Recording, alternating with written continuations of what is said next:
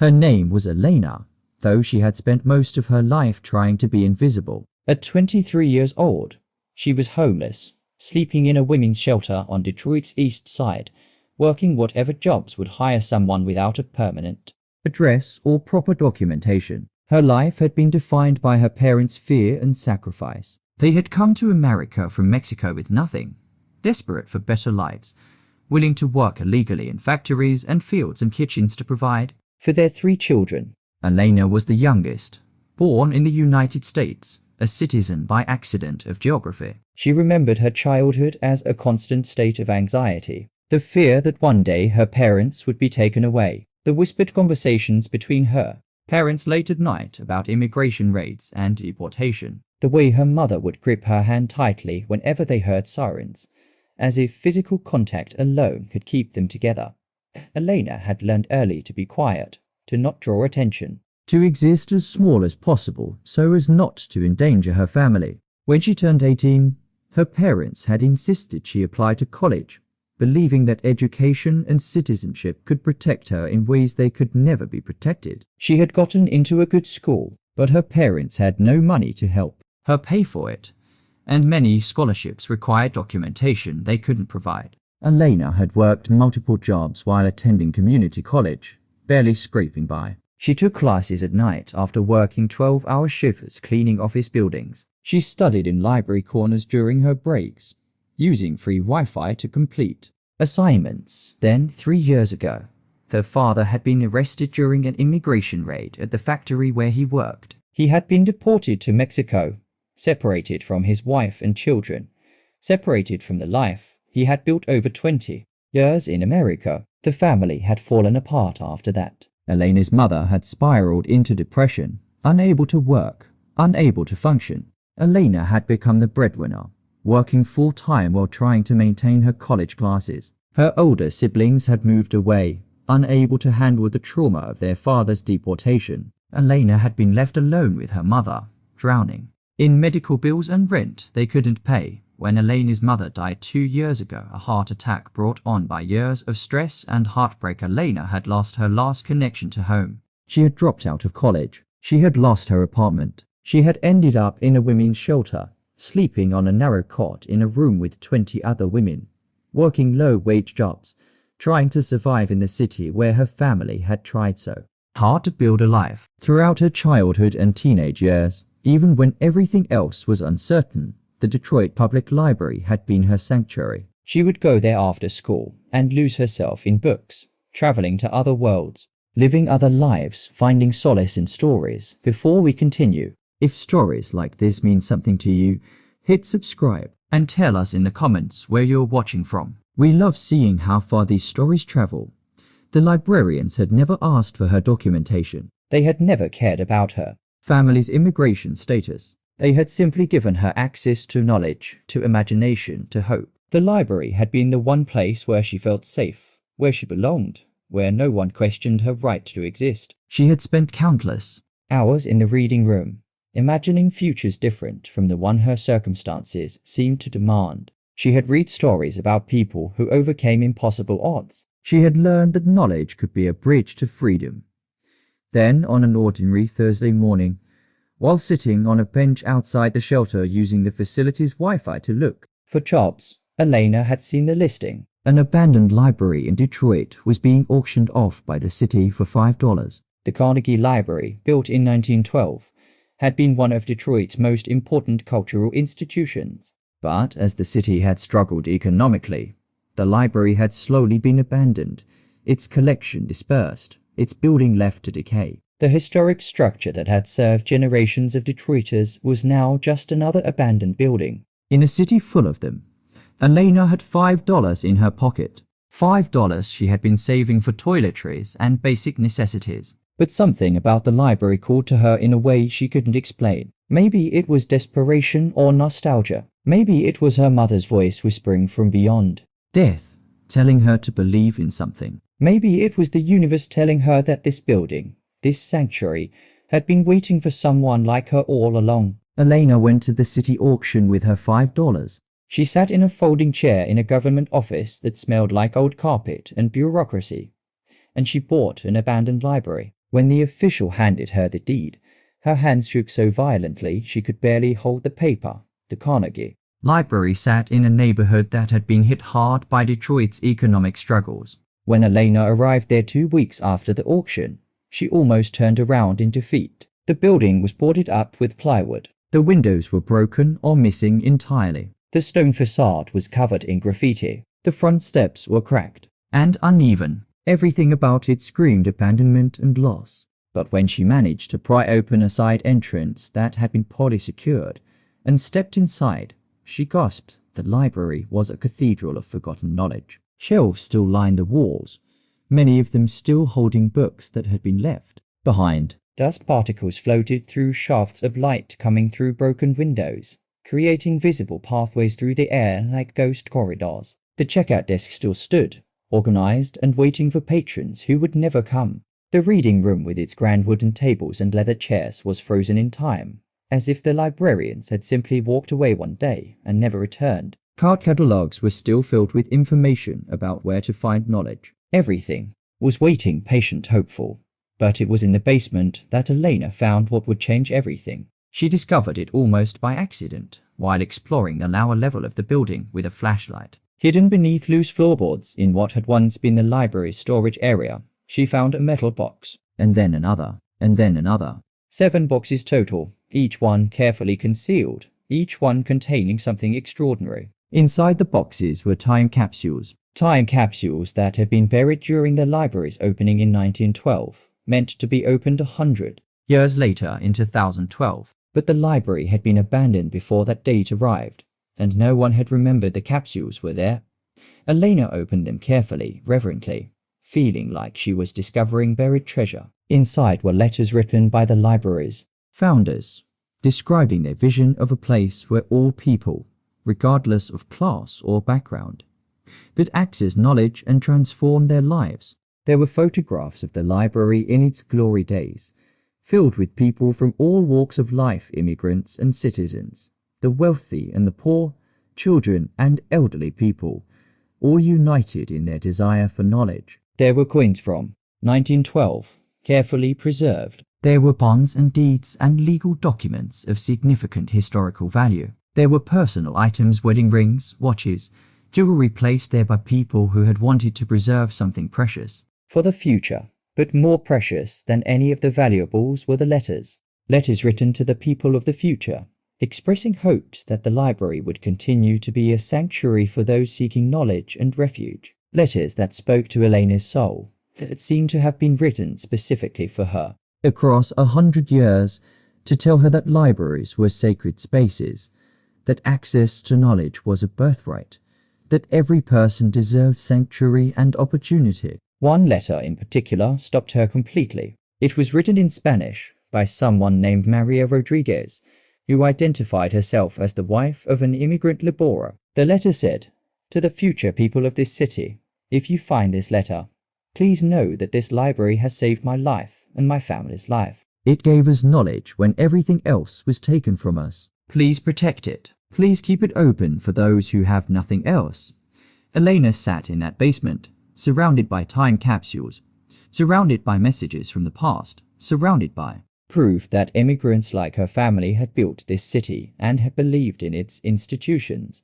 And for the first time since her father's deportation, since her mother's death, since she had lost everything, she felt something other than despair. She felt hope. She felt purpose. She felt like maybe, just maybe, the universe was telling her that she was supposed to restore this place, that she was supposed to be a guardian of this sanctuary, just as the librarians before her had been, that her family's struggle had meaning, that her survival mattered, that she was meant to provide access and hope to others the way the library had provided it to her.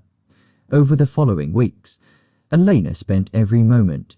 She wasn't working at the shelter exploring the library systematically and carefully. She photographed each time capsule and its contents with meticulous detail. She researched the library's history through old newspapers, city records, and archives. She discovered that the Carnegie Library had been built through a grant from Andrew Carnegie himself, part of his vision to provide free libraries to communities across America. The building had been designed by a renowned architect and had served Detroit for over a century before economic hardship had forced its closure. Elena contacted historians, museum curators, and experts in historical preservation. She sent them photographs and detailed information about the time capsules and their contents. What they told her was extraordinary. The valuables inside the capsules, the coins, the jewelry, the bonds were worth approximately $150,000. But more significantly, the historical documents and letters were invaluable to understanding Detroit's history, particularly the immigrant experience in the city. Several experts suggested that she could sell the collection to museums or private collectors and become financially secure. But when Elena held the letter from Maria Rodriguez in her hands, when she read the words of a woman who had come to America with nothing and had found sanctuary in knowledge, she knew she couldn't sell. These time capsules weren't just valuable objects, they were messages across time. They were proof that immigrants had built America. They were evidence that libraries had saved lives. They were documentation of dreams and hope and human connection. Elena made a decision that would define the rest of her life. She decided to restore the Carnegie Library and reopen it as a free community learning center dedicated to serving immigrants and low-income residents. She would honor the vision of the library's founders. She would honor the hopes expressed in the time capsules. She would create a sanctuary for people like her family, people who had nothing but their desire to learn and improve their lives. The restoration project began with a crowdfunding campaign. Elena told her story, the homeless young woman who had bought an abandoned library for $5, who had discovered time capsules hidden for 100 years, who wanted to restore this historic space to serve her community. The campaign went viral. People from across America donated. Contractors volunteered their expertise. Architects worked pro bono to design the restoration. Community members organized work parties to clean and repair the building. Universities sent students to help with the project. Elena worked tirelessly alongside the volunteers. She learned restoration techniques. She coordinated with preservationists to ensure the historic elements of the building were protected. She worked with archivists to properly preserve and catalog the time capsule contents. She created displays that told the story of the library's history and the immigrants who had built Detroit. She installed the time capsule contents in a special museum area within the library, where they could be viewed and appreciated by the community.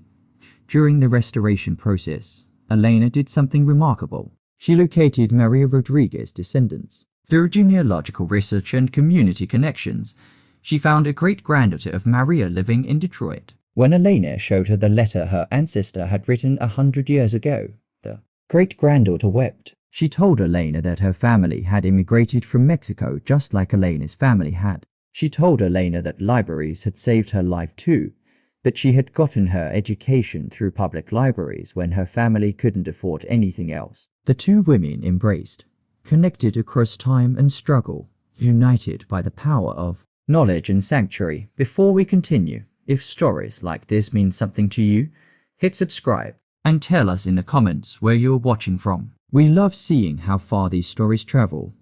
The grand reopening of the Carnegie Library happened 2 years after Elena had purchased it for $5. Hundreds of people came. They came to walk through the restored building. They came to see the time capsule displays. They came to celebrate Elena's vision. There were immigrants who came because they recognized themselves in Elena's story. There were students who came because they wanted access to free knowledge. There were historians and preservationists who came to celebrate the restoration of an important cultural landmark. And there were members of Maria Rodriguez's family who came to honor their ancestor and celebrate the library that had meant so much to her during the reopening ceremony. Elena stood in the main reading room of the beautifully restored library and looked around at the faces of the people who had gathered. She thought about her father, deported and separated from his family. She thought about her mother, who had died believing the world was too cruel for dreamers. She thought about all the immigrants who had used this library to build better lives for themselves and their families. And she understood that by restoring this space, she was honoring all of them. She was saying, your struggles matter. Your dreams matter. Your contributions to this country matter. Your right to knowledge and sanctuary matters. Elena enrolled in college to pursue a degree in library science and community development. She worked at the library part-time while attending classes, continuing the work of restoring and expanding the services. She became an expert on immigrant services in libraries and on the history of public libraries in America. She published academic papers on how libraries could serve immigrant communities. She gave lectures at universities across the country about the intersection of immigration, education, and community development. But the most important work Elena did was the daily work of the library itself. She created programs specifically designed for immigrants. She organized literacy classes in multiple languages. She created job training programs. She established a legal assistance clinic where immigrants could get help understanding their rights. She created spaces where immigrant families could gather, share stories, and support each other. She made sure the library remained what it had always been meant to be, a sanctuary for those seeking knowledge and a better life. Elena also discovered something unexpected through her work at the library. She found love. She met another community worker, a man named Marcus, who was also the child of immigrants, who understood the struggles of her family and her community. Marcus worked at a non-profit helping formerly incarcerated people reintegrate into society. Together, they created programs that connected library resources with social services, creating a comprehensive support system for the most vulnerable members of the community. Today, Elena is 28 years old. She directs the Carnegie Library Community Learning Center, which has become a beacon of hope and opportunity in Detroit. She has completed her undergraduate degree in library science and is pursuing a master's degree. She has become a recognized expert in immigrant services and community libraries. She has been invited to speak at conferences and universities about the role libraries play in immigrant integration and social mobility. But more importantly, Elena has found healing. She has transformed her pain into purpose. She has created a space where her father could have found sanctuary if he hadn't been deported. She has created a space where her mother could have processed her grief and found hope. She has created a space where families like her struggling, desperate, hopeful can find knowledge, connection, and the tools to build better lives. Elena bought an abandoned library for $5 when she was homeless and desperate and had lost everything. What she found inside wasn't just valuable artifacts and historical documents. She found her mother's spirit and her father's dreams. She found proof that immigrants had always been the backbone of America. She found a way to transform her grief into a sanctuary for others. She found her purpose and her calling every day. When Elena walks through the Carnegie Library, she passes the display containing Maria Rodriguez's letter. She thinks about the woman who wrote it 100 years ago, who had come to a new country with nothing but hope, who had found sanctuary in knowledge. And Elena knows that she is continuing that legacy. She is honoring that hope. She is keeping that sanctuary alive for the next generation of immigrants and dreamers and people seeking a better life. If you believe that knowledge is power, that libraries are sanctuaries, and that immigrants have always been the heart of America, subscribe to this channel.